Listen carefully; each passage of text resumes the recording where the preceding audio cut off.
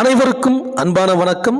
நாம் இந்த நிகழ்ச்சியில் 2025ஆம் ஆண்டின் ராசி பலன்களை பார்க்கலாம். நிகழும் ஸ்ரீ மங்களகரமான குரோதி வருடம் மார்கழி மாதம் 17ஆம் தேதி புதன்கிழமை சுக்லபட்சத்து பிரதமை திதி பூராடம் நட்சத்திரம் கன்னி லக்னத்தில் சித்த யோகத்தில் 1/1/2025 புதன்கிழமை பிறக்கின்றது. புத்தாண்டு பிறக்கின்றது என்றாலே அனைவருக்கும் புதிய உற்சாகமும் ஒரு விதமான எதிர்பார்ப்பும் நம்பிக்கையும் பிறக்கும்.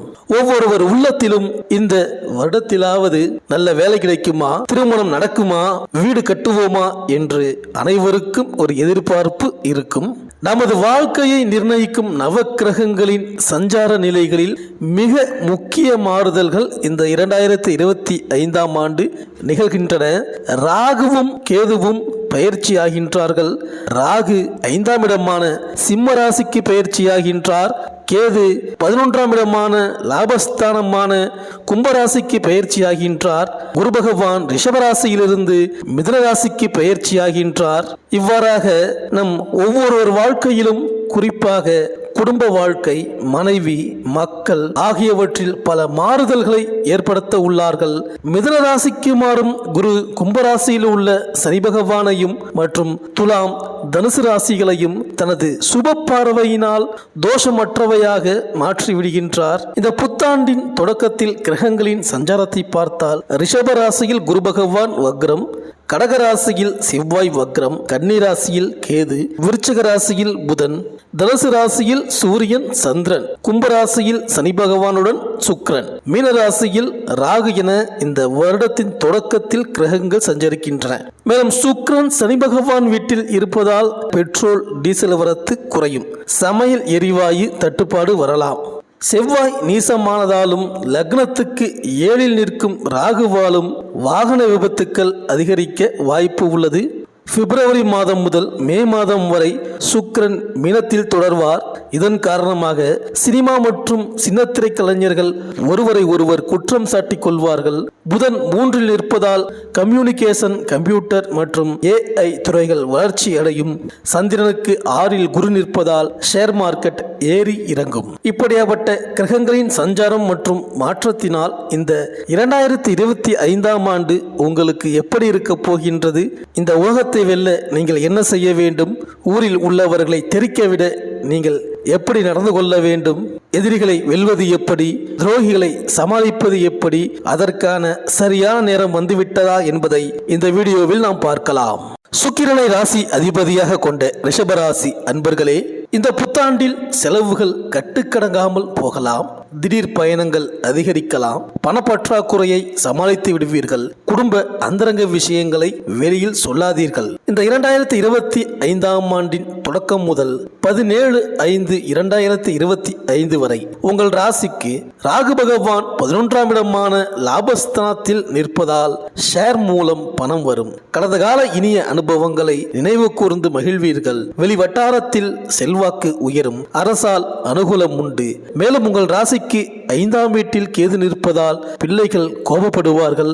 அவர்களிடம் உங்களின் எண்ணங்களை திணிக்க வேண்டாம். பூர்வீக சொத்தை சரியாக பராமரிக்க முடியவில்லையே என வருத்தப்படுவீர்கள். ஆனால் 18/5/2025 முதல் வருடம் முடியும் வரை கேது 4ஆம் வீட்டிலும் ராகு 10ஆம் வீட்டிலும் அமரப்போவதால் உங்களை சுற்றி இருப்பவர்களின் சுயரூபம் தெரிய வரும். நேர்மறை எண்ணங்களை உள் மனதில் வளர்த்துக் கொள்வது நல்லது. மேலும் 1/1/2025 முதல் 13/5/2025 வரை குரு பகவான் உங்கள் ராசிக்குள்ளேயே அமர்ந்து ஜென்மகுருவாக இருப்பதால் ஓய்வெடுக்க முடியாதபடி பணிச்சுமை இருக்கும். மஞ்சள் காமாலை, தலைச்சுற்றல், காய்ச்சல், அலர்ஜி வந்து நீங்கும். தண்ணீரை காய்ச்சி அருந்துங்கள். குடும்பத்தில் சச்சரவு வந்து விலகிவிடும். வாழ்க்கையின் மீது வெறுப்புணர்வு வந்து அவ்வப்போது சென்றுவிடும். மேலும் 14/5/2025 முதல் இந்த 2025ஆம் வருடம் முடியும் வரை குரு பகவான் உங்கள் ராசியை விட்டு விட்டு விலகி இரண்டாம் வீடான தனம் குடும்பம் வாக்குஸ்தானத்தில் தொடரப்போவதால் பணவரவு உண்டு. பிரிந்திருந்த தம்பதிகள் ஒன்று சேர்வீர்கள். கூடா பழக்கங்களில் இருந்து விடுபடுவீர்கள். பிள்ளை பாக்கியம் கிடைக்கும். அடுத்தடுத்து சுப நிகழ்ச்சிகளால் வீடு களைகட்டும். ஒதுங்கியிருந்த உறவினர் நண்பர் உங்கள் வளர்ச்சி கண்டு வலிய வந்து உறவாடுவார்கள். புது வீடு கட்டி குடிபுகுவீர்கள். இந்த வருடம் தொடக்கத்தில் சனி பகவான் உங்கள் ராசிக்கு 10ஆம் இடமான தொழில் ஸ்தானத்தில் தொடர்வதால் உங்களின் தனித்திறமைகள் வெளிப்படும். பணபலம் அதிகரிக்கும். வெளிவட்டாரத்தில் புகழ் கௌரவம் வளரும். சொத்து சம்பந்தப்பட்ட பிரச்சனைகளில் தீர்ப்பு உங்களுக்கு சாதகமாக வரும். வெளிநாட்டில் இருக்கும் உறவினர் நண்பரால் திடீர் திருப்பங்கள் ஏற்படும். நட்பு வட்டம் விரியும். ஆனால் 29/3/2025 முதல் சனி பகவான் உங்கள் ராசிக்கு லாபஸ்தானமான 11ஆம் வீட்டில் சென்று அமரப்போகிறார். அந்த நாள் முதல் உங்கள் குடும்பத்தில் நிம்மதி பிறக்கும். திடீர் அதிர்ஷ்ட வாய்ப்புகள் உங்களை தேடி வரும். எதிலும் ஆர்வம் பிறக்கும். பணவரவுக்கு இனி குறைவிருக்காது. வியாபாரிகள் பெரிய அளவில் முதலீடுகள் செய்து திணறாமல் அளவாக பணம் போடுங்கள். சந்தை நிலவரம் அறிந்து புது கொள்முதல் செய்யுங்கள். புதிய பிரமுகர்கள் அறிமுகமாவார்கள். கடையை விரிவுபடுத்தி அழகுபடுத்துவீர்கள். பழைய சரக்குகள் விற்று தீரும். வாடிக்கையாளர்களை அன்பாக நடத்துங்கள். வேலையாட்கள் அவ்வப்போது விடுப்பில் சென்று உங்களை டென்ஷன் ஆக்குவதுடன் விவாதமும் செய்வார்கள். மருந்து, என்டர்பிரைசஸ், துணி வகைகளால் ஆதாயம் உண்டு. கூட்டுத் தொழிலில் பங்குதாரர்கள் கருத்து வேறுபாட்டால் பிரிவார்கள். புதிய பங்குதாரர்களும் வருவார்கள். உத்தியோகஸ்தர்களுக்கு கிடைக்க வேண்டிய பதவி உயர்வு இனி கிடைக்கும். ஊதியமும் உயரும். அலுவலக பிரச்சனைகள் மட்டுமல்லாது அதிகாரியின் சொந்த பிரச்சனைகளையும் தீர்த்து வைப்பீர்கள். பெரிய பதவியில் அமர்த்தப்படுவீர்கள். பணிகளையும் திறம்பட முடித்து அனைவரையும் வியக்க வைப்பீர்கள். புதிய வேலை கிடைக்கும். சக ஊழியர்கள் நேசக்கரம் நீட்டுவார்கள். கணினித்துறையினருக்கு அந்நிய நாட்டு தொடர்புடைய நிறுவனங்களிலிருந்து புதிய வாய்ப்புகள் கிடைக்கும். அரசியல் துறையினருக்கு வார்த்தைகளில் நிதானம் அவசியம். எந்த செயலையும் மேலிடத்திடம் உரிய அனுமதி பெற்று தொடங்க வேண்டும். பொறுமையும் நிதானமும் உங்களுடையதாக இருக்க வேண்டும். ஆண்டின் பிற்பகுதியில் இதுவரைக்கும் உரிய அங்கீகாரமே கிடைக்காதவர்களுக்கு பதவி பாராட்டுக்கள் வந்து சேரும். பிறருக்கு ஜாமீன் தருவதை தவிர்க்க வேண்டும். புறம் பேசும் நபர்களால் உங்கள் புகழுக்கு களங்கம் வர வாய்ப்பு உண்டு. அத்தகைய நபர்களை உடனடியாக ஒதுக்குங்கள்.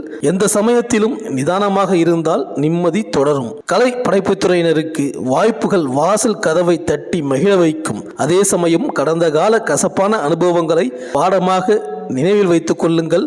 தலைகணத்தை தவிர்த்து நடந்தால் தொடர்ந்து முன்னேறுவீர்கள். நீங்கள் கஷ்டப்பட்ட போது உங்களுக்கு துணையாக இருந்த யாரையும் இப்பொழுது உதாசீனப்படுத்த வேண்டாம். வசதி வரும் பொழுது உங்களை தேடி வரும் சவகாச தோஷத்தால் சஞ்சலத்துக்கும் சபலத்துக்கும் ஆட்படாமல் இருப்பது நல்லது. குறிப்பாக எதிர்பாலினிடம் எல்லை வகுத்தே பழக வேண்டும்.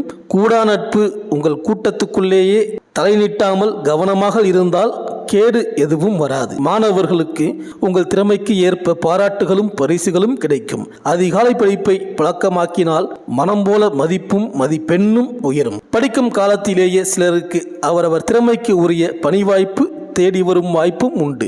அதை ஏற்பதற்கு முன் நன்கு ஆலோசனை செய்ய வேண்டும். பிறகு அதற்கு ஏற்ற வகையில் முயற்சிகளை செய்வதும் நலம். சோம்பலை விரட்டிவிட்டு படிப்பது அவசியம். மாணவர்களுக்கு ரிஷபராசி பெண்களுக்கு இது விசேஷமான வருடம். உங்களுக்கு தொடர்ச்சியாக விசேஷங்கள் வர தொடங்கும். செல்வாக்கு உயரும்.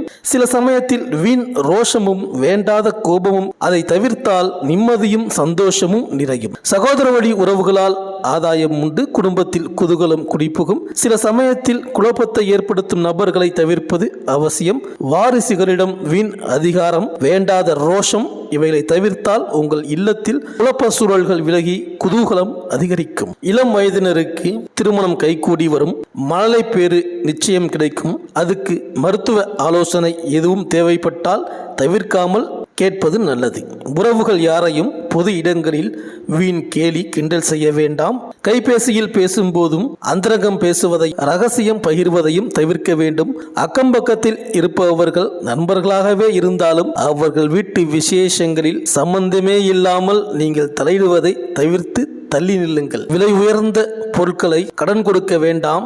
கடன் வாங்கவும் வேண்டாம். உங்க குணத்தில் மென்மை இருந்தால் எதிர்காலத்தில் மேன்மைகள் உங்களை தொடரும். தொலைதூர பயணங்களை தொடங்கும் முன் குலதெய்வத்தை மனதார வழிபடுங்கள். வழிபாதை விநாயகரை மறக்காமல் வழிபடுங்கள். தேவையற்ற பயணங்களை தவிர்த்து விடுங்கள்.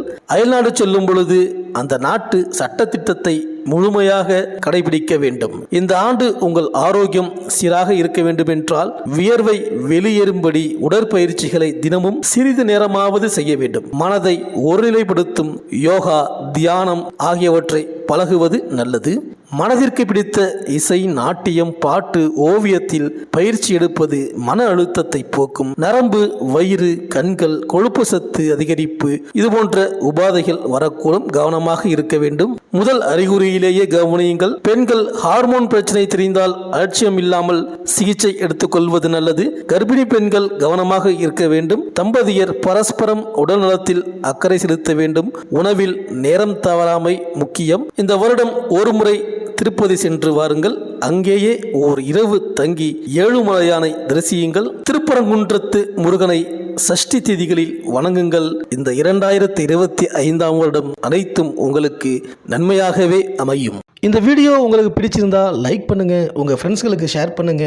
நம்ம சேனலை தொடர்ந்து பார்க்க மறக்காம சப்ஸ்கிரைப் பண்ணுங்க. பக்கத்தில் இருக்கிற பெல் ஐக்கானை கிளிக் பண்ணிக்கிங்க. மீண்டும் அடுத்த வீடியோவில் சந்திப்போம். நன்றி, வணக்கம்.